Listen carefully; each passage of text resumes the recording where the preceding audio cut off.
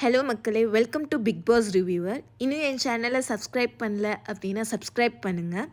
Okay, இப்போ நான் யாரை பற்றி பேச போகிறேன்னா சாண்ட்ரா அண்ட் திவ்யாவை பற்றி பேச போகிறேன். ஃபர்ஸ்ட்டு வீக்கில் சாண்ட்ரா வந்து நல்லா பெர்ஃபார்ம் பண்ணாங்க, எல்லாராலையும் ரசிக்கக்கூடிய தன்மையாக இருந்துச்சு. அண்ட் செகண்ட் வீக் நாமினேஷனுக்கு வந்தாங்க. நாமினேஷன் வந்ததுக்கப்புறம் சாண்ட்ராவுக்கு நிறைய ஓட்டுகள் வந்துச்சு.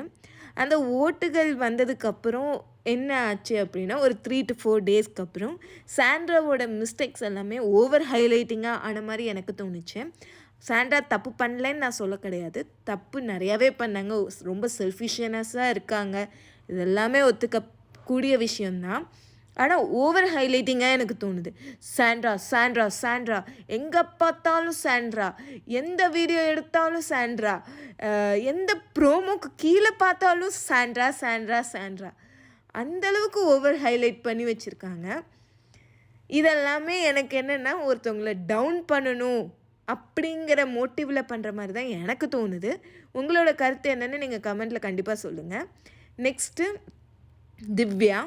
இந்த வீக் திவ்யா வந்து ஃபஸ்ட்டில் இருக்காங்க.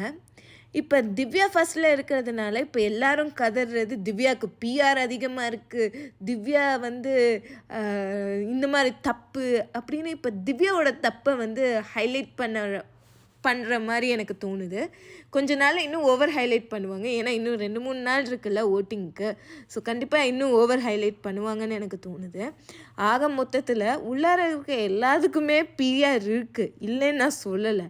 ஆனால் அது ரொம்ப டவுன் பண்ணுறாங்கல்ல ஒருத்தவங்கள, அது வந்து ரசிக்கிற மாதிரி இல்லை, அது கரெக்டுன்னு எனக்கு தோணலை.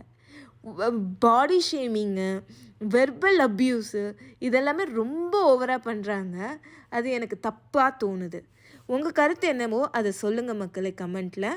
Like, share and subscribe my channel. Thank you.